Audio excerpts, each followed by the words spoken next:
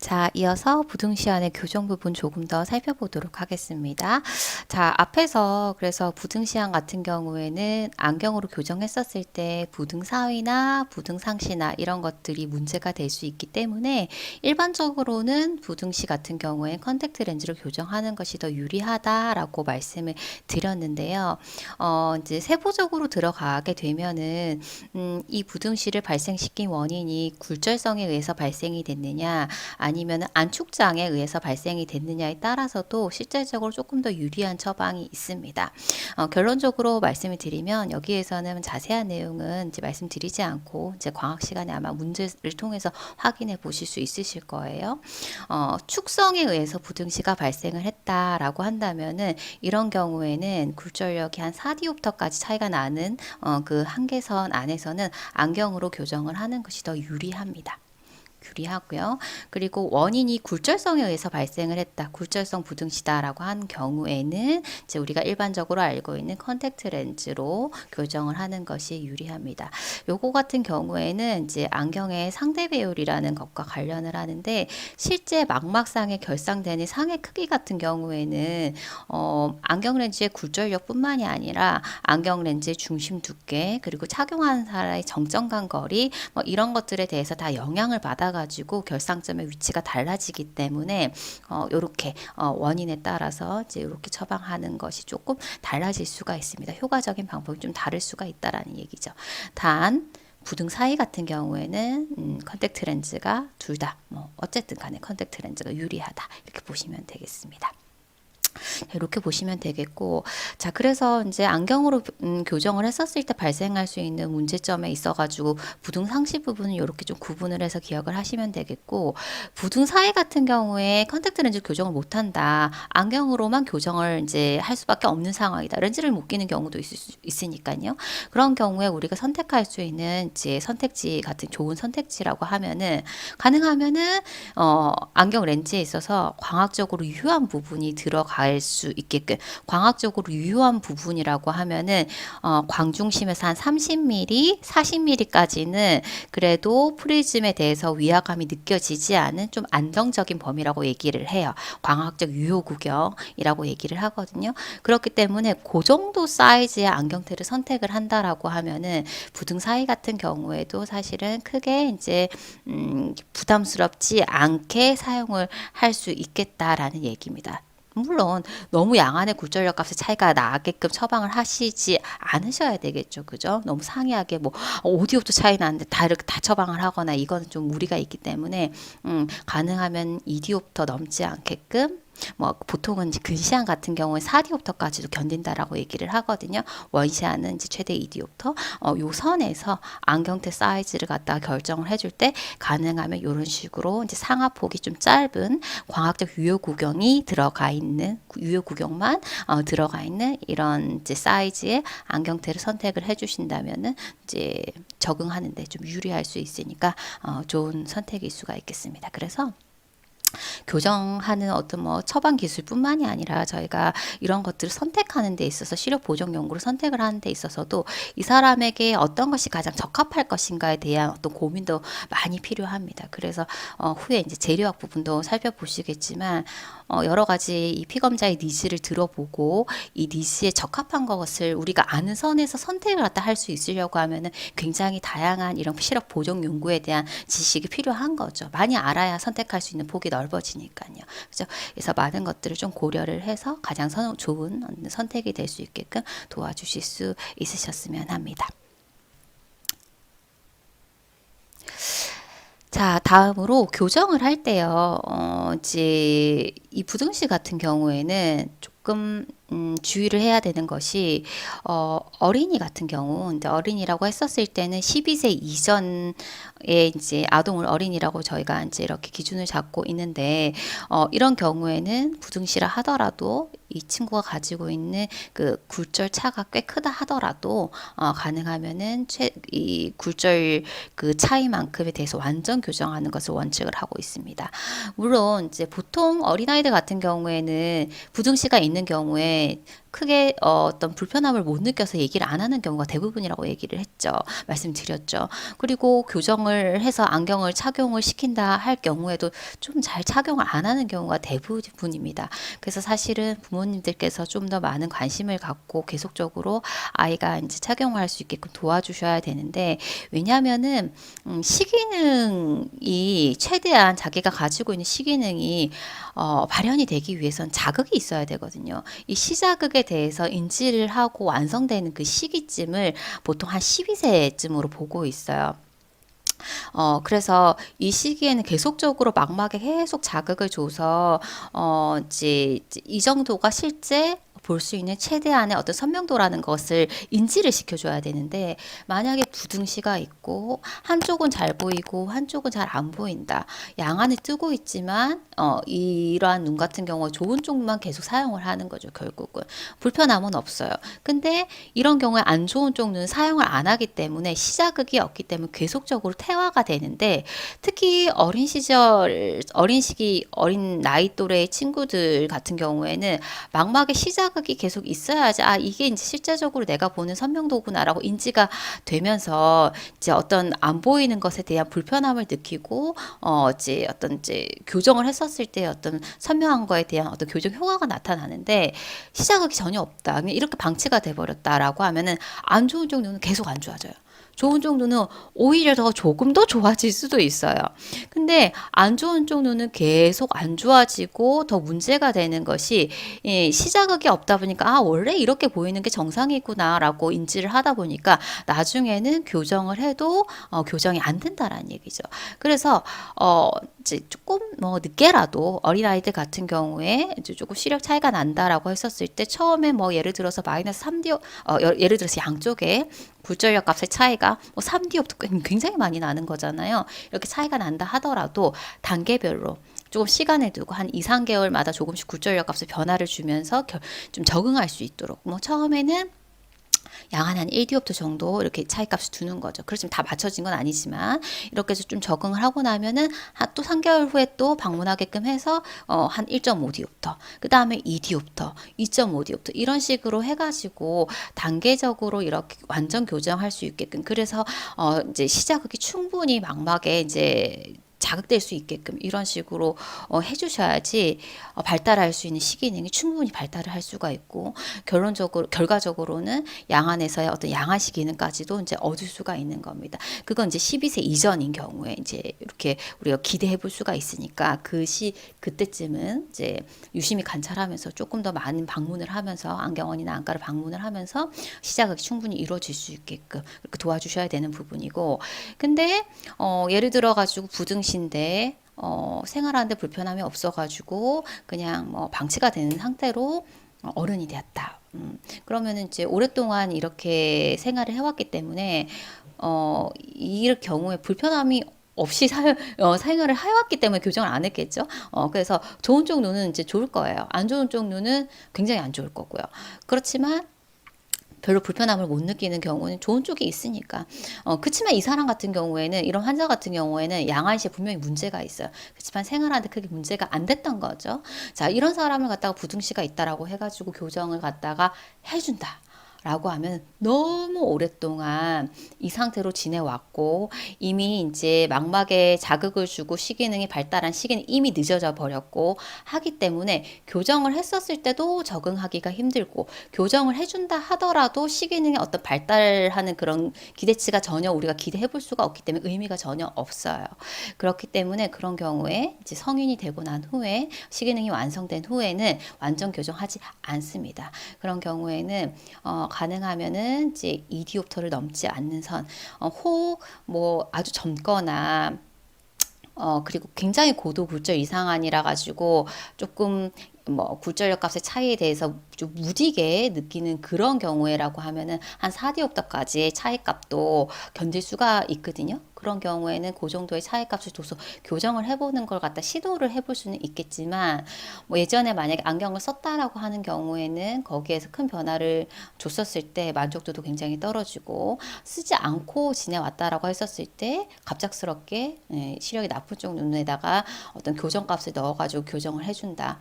물론 시력이 약간의 향상을 할 수는 있어요. 교정을 함으로써 완전히 약실 빠지지 않은 상황이라고 하면 그렇지만 견디지 못하는 경우가 대부분입니다. 그래서 이런 경우에는 이제 처방을 하실 때 주의를 하시고 가능하면은 크게 이제 지금과는 큰 변화가 없는 선에서 해주시는 것을 권장을 하고, 왜냐하면은 이제 뭐 교정을 해준다고 해가지고 어떤 시력의 개선을 갖다 기대해 볼 수 없기 때문에, 의미가 없기 때문에 불편하면 어쩌면 초래를 할 수 있는 결과를 이제 만들 수가 있거든요. 그래서 이제 그렇고 하더라도 2디옵터 넘지 않는 선에서 이렇게 교정을 해주시는 것을 원칙으로 하고 있습니다. 그래서 부등시약 같은 경우에는 이렇게 이제 어린이냐 아니면은 이제 성인이냐에 따라서 조금 교정하는 방법이 다르기 때문에 조금 그런 부분에 대해서도 관심을 가지셔야 되고, 특히 어린이 같은 경우에는 반드시 시기능이 충분히 발달할 수 있게끔 부모님에게도 설명을 좀 잘 해주시고 하면서 계속적으로 이렇게 방문을 하셔가지고 검사하고 또 이제 좀 더 이렇게 제대로 된 처방을 할 수 있게끔 도와주실 수 있으시면 참 좋겠다라는 생각이 듭니다. 자, 여기까지가 부등시에 대한 내용이었습니다. 자, 다음으로 부등상시에 대해서 한번 알아보도록 하겠습니다. 자, 부등상시라고 하면은 여기에 정리가 되어 있는 것처럼요, 양안에 결상된 망막상의 차이가 있는 거죠. 결상된 상의 크기 차이가 있는 거, 그게 부등상시인데요. 이 부등상의 차이가 일반적으로는 5% 이내라면은 융합이 가능하기 때문에 크게 문제가 안 되지만 5%를 넘는다라고 했었을 때는 하나로 융합하기가 좀 힘들 수 있는 이제 문제가 발생이 되는 그런 이제 상태다라고 보시면 되겠습니다. 그래서 이제 부등상시도 양안실을 저해하는 요인으로 앞서서도 이제 소개가 됐었습니다. 그죠?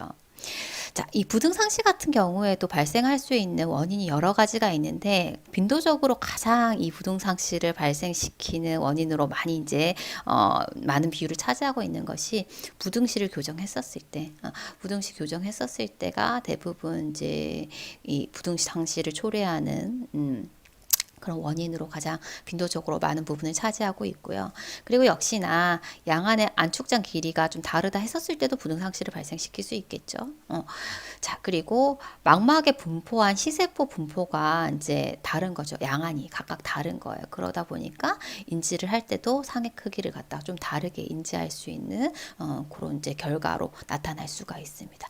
그래서 뭐 이 외에도 여러 가지 원인이 있을 수 있습니다만 크게는 요 세 가지 정도로 정리를 좀 해주시면 되겠고요.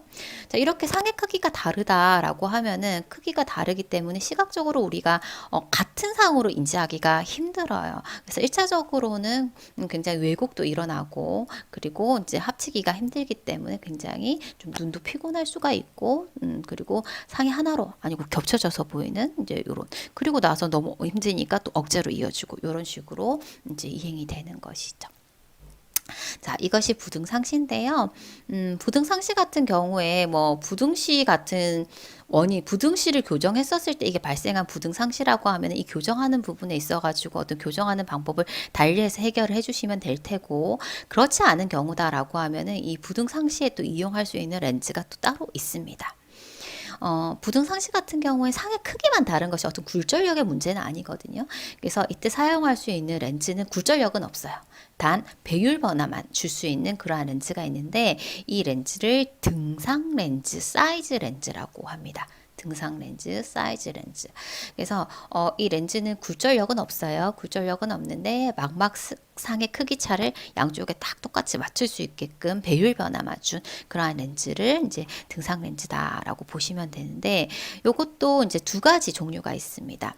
모든 방향 동일한 배율을 가진 그 형태의 렌즈가 있어요. 그러니까는 모든 방향 똑같이 확대, 모든 방향 똑같이 뭐 축소, 이런 식으로 해줄 수 있는 렌즈가 있는데, 이거를 오버롤 사이즈 렌즈라고 해요. 오버롤.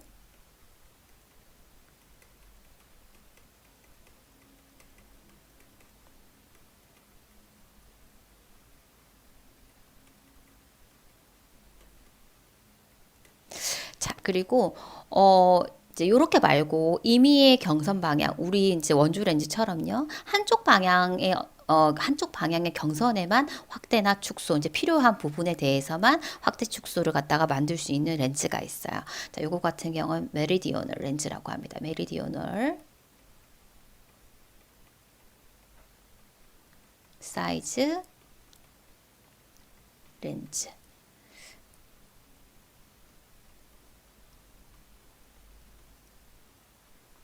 사이즈 렌즈 여기는 적어주시면 되겠습니다. 자, 그래서 이제 부등 상시를 교정을 할 때 사용할 수 있는 특수 렌즈, 등상 렌즈 이 두 가지 있다라는 것도 기억을 좀 해주시면 되겠습니다. 자, 이 부등 상시 같은 경우에는 어떤 방법으로 이제 부등 상시를 판정을 하고 이제 문제가 되겠다 안 되겠다 진단을 하는가 보시게 되면은 이 부등 상시를 갖다가 검사를 할 때는 굉장히 다양한 시표를 이용을 해서 여러 번의 어떤 부등 상시 검사를 이제 해야 됩니다. 한 번으로 끝내지 않고요. 다양한 시표들이 있는데 예를 들어서 이런 거예요. 추정할 수 있는 도구로 대표적으로 대약시경이라고 하는 양아시 관련해서 검사할 수 있는 이 이제 기계가 있고요. 이거는 뭐 앞에서 뭐 억제가 있다든지 뭐 동시시가 안 일어난다 뭐 융합이 안 일어난다 이런 거 다 검사할 수 있는 이제 양아시와 관련한 이제 기기가 있고 요거보다 흔히 사용하는 측정 도구로서 편광법을 이용한 테스트가 있어요. 폴라 테스트라고 하는데 편광법을 이용한 폴라 테스트라고 하는데 편광이라고 하는 것은 한쪽 방향의 빛만 받아들이는 거거든요. 아마 렌즈에서도 편광 렌즈 많이 들어보셨을 거예요. 혹시 들어보셨다면 언제 주로 이용하는지 기억하실까요? 낚시하시는 분들은 좋아하실 텐데 낚시하시는 분들의 필수품이 편광 렌즈죠. 편광 렌즈. 그 낚시할 때 보면 이렇게 낚시할 때 수면에 둥둥 이제 배에 타가지고 떠서 이렇게 낚시를 하잖아요. 그러면은 그 수면에 이렇게 들어온 빛이 반사가 돼가지고 물결 부분이 굉장히 은빛으로 굉장히 눈부신 어떤 반사광을 만들어내요. 자, 그러면은 눈도 부시지만 안에 있는 물고기도 이 반사광 때문에 잘 안 보이거든요. 그래서 이런 반사광, 반사가 일어나는 이 방향의 빛은 완전히 차단하고 반대쪽 빛만 받아들일 수 있게끔 한쪽 방향의 편광만 이제 받아들이는 투과시키는 형태의 특수 렌즈가 있어요. 이제 필름을 넣어가지고 그걸 갖다가 만들 수가 있는데 역시 그거랑 지금 이거랑 똑같은 이제 그 렌즈입니다. 이제 뭐 색깔이 있느냐 없는 차이인데 한쪽 방향의 빛만 받아들일 수 있게끔 만들어진 렌즈가 있고 이 한쪽 방향으로만 보일 수 있는 시표가 있어요. 시표 자체가 이제 맞춰서 만들어져 있어요. 자, 그러면 예를 들어서 이런 거예요. 오른쪽과 왼쪽이 받아들이는 빛의 방향을 달리 만들어요. 보통은 뭐 오른쪽 같은 경우에 이렇게 135축으로 만들면 왼쪽은 45축으로 이런 식으로 양쪽을 직교를 시켜가지고 이렇게 편광 렌즈를 갖다 세팅을 하고요. 그리고 거기에 맞게끔 시표를 딱 만들어 놓는데 예를 들어서 이런 거죠. 자, 이걸 갖다가 디귿자 시표라고 하는데 부등 상시에 이용되는 대표적인 시표예요. 자, 요 이제 부등 상시에 이용된 디귿자 시표 같은 경우를 보게 되면 요 편광 렌즈를 쓰고 보면은 예를 들어서 요쪽 오른쪽에 있는 디귿자는 오른쪽 눈만 보이고 왼쪽에 있는 디귿자는 왼쪽만 보이는 거예요. 그러니까는 양안으로 봤었을 때는 지금 다 보이죠. 근데 오른쪽만 봤었을 때 이 동그란 주분 중심에 있는 요 자극점이랑 포함되게끔 이렇게만 보이고 왼쪽으로 봤었을 때는 이렇게 보이는 거예요. 근데 양안으로 봤었을 때는 양안시가 일단 가능하다라고 하면은 양쪽이 다 들어오는 거죠. 그죠? 다 들어오는데 일단 분리가 돼요. 오른쪽, 왼쪽 가려보면 오른쪽은 지금 이 부분만, 왼쪽은 이 부분만 이렇게 보인다라고 이제 확인을 먼저 하셔야 되세요. 자, 그런데 이렇게 보여야 정상인데, 때에 따라서 이렇게 보인다고 대답을 할 수도 있고 때에 따라서 이렇게 보인다고 대답을 할 수도 있는 거예요. 자, 그 기준이 어떻게 되느냐? 이 디귿자에 있어서 이 폭의 크기가 한 3.5% 된다라고 보시면 되세요. 자, 그러면 지금 A 같은 경우에는 지금 이 디귿자 폭에서 절반 정도 지금 오른쪽에서 축소가 일어났죠. 그죠? 그러면 지금 오른쪽 보는 상과 왼쪽 보는 상의 크기 차이가 있는데 부등 상시가 있는데 얼마만큼의 차이가 있느냐? 반폭이기 때문에 총 한 폭 정도. 그러니까 약 한 3.5% 정도의 부등 상시를 가지고 있겠구나라고 판단을 하는 거죠. 자, 그러면 요런 경우에라고 하면은 문제가 될까요?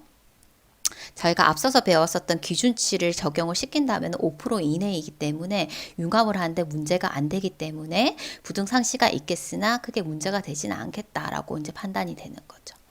자, 그런데 지금 B번 같은 경우에는 보세요. 한 폭, 두 폭이 차이 나는 거잖아요. 한 폭당 3.5%라고 하면 두 폭이 차이가 난다고 하면은 총 7%. 그러면 기준치 5%보다 더 큰 차이를 가지고 있기 때문에 이런 경우에는 융합에 문제가 될 수가 있겠다라고 판단을 하는 거죠. 이런 식으로 판단을 하는 거예요. 그래서 부등상시가 있는데 이 사람의 부등상의 그 상의 차이가 정확하게 뭐 6%네, 6.5%네 이렇게 정확하게 차이 값을 갖다가 우리가 이제 진단을 해줄 수는 있는 건 아니고 5%를 기준으로 5%보다 더 차이가 많이 나겠다, 아니면 5% 이내라서 문제가 안 되겠다, 이걸 갖다가 판단을 하는데 다양한 이런 시표, 이건 정로 필터를 이용한 이제 검사법인데 다양한 시표를 가지고 여러 가지 검사를 해서 그 평균치를 가지고 5% 이상이겠구나, 문제가 되겠구나, 5% 이내라서 크게 문제가 되지 않겠구나, 이걸 갖다가 판단을 해서 부등상시를 이제 진단을 한다라는 얘기죠. 그렇죠? 그래서 이런 식으로 일단 진단을 한다. 그래서 측정 도구는 뭐 대표적으로 대약시경도 이용할 수가 있지만 일반적으로 사용할 수 있는 게 이 편광 렌즈를 이용한, 그리고 편광 시표, 대표적으로 디귿자 시표 이용해서 검사를 할 수 있겠다, 이렇게 생각하시면 되겠습니다. 자, 주의사항이 있는데 방금 전에도 말씀드렸지만 일단은 여러 가지 시표를 이용해서 검사를 하셔야지 좀 더 정확한 검사가 이루어지기 때문에 여러 가지 시표를 이용해서 검사를 하셔야 될 테고, 그리고 이 렌즈를 이제 끼우는데 일단 양쪽에 이제 필요한 도수가 있을 수 있잖아요. 그죠? 그렇기 때문에 양쪽에 필요한 도수가 있을 수 있기 때문에 그때 끼울 때 시험대에 넣는 순서에 따라서도 이 정강거리에 차에 따라 가지고 또 이제 실제적으로 맺혀지는 망막상의 크기라든지 이런 것도 달라질 수가 있고 하니까 정확하게 이제 그 렌즈 끼우는 그 렌즈도 동일한 위치에 장입할 수 있게끔 하셔야지 정확한 이 이제 부등상 정도를 갖다 저희가 짐작을 해볼 수가 있겠죠. 그래서 이것도 주의를 좀 해주시면 좋겠습니다. 자, 이번 차시에서는 양안시를 저해할 수 있는 요인인 부등시와 부등상시에 대해서 살펴봤습니다. 자, 먼저 부등시 같은 경우에 저희가 살펴봤었던 부등시는 문제가 될 수 있는 병적 부등시였어요. 보통 2디옵터 이내의 차이값을 갖는 부등시 같은 경우는 크게 문제가 되지 않기 때문에 생리적 부등시라고 보통 이제 부르고, 별로 이제 크게 이제 저희가 뭐 다룰 필요는 없는 내용이기 때문에 저희가 언급하지 않고, 문제가 될 수 있는 부등시, 일반적으로 말하는 이 부등시 같은 경우에 병적 부등시인 거죠. 요거에 대해서 살펴봤었는데, 요 기준은 양안의 굴절력 값의 차이가 보통 2디옵터 이상 날 때를 갖다 이야기를 한다 라고 했습니다. 이게 일반적인 기준입니다. 자, 이런 부등시 같은 경우에는 저희가 교정을 할 때 좀 주의해야 될 사항들이 좀 있었었는데, 교정할 때 안경을 이용을 해서 교정을 할 수도 있고 컨택트 렌즈를 이용해서 교정을 할 수도 있잖아요. 근데 일반적으로 보통은 컨택트 렌즈를 이용해서 교정하는 것을 좀 더 이제 일반화해서 교정을 한다라고 말씀을 드렸습니다. 왜요? 안경으로 교정했었을 때 발생할 수 있는 문제점 크게 두 가지가 있었었죠. 안경으로 교정했었을 때 양안의 상 차이가 클 수 있다. 부등상시가 발생이 될 수가 있고, 두 번째로 안경 렌즈를 교정했었을 때 광중심이 아닌 부분으로 시선이 통과될 수 있기 때문에 부등 사이가 발생을 할 수 있기 때문에 융합을 하는데 또 문제를 일으킬 수 있겠다. 그렇기 때문에 일반적으로 컨택트 렌즈를 권장을 하는 것이 일반적이다라고 말씀드렸습니다. 그렇지만 이제 실제적으로는 실제 이 부등시를 발생시킨 원인에 따라서 죄송합니다.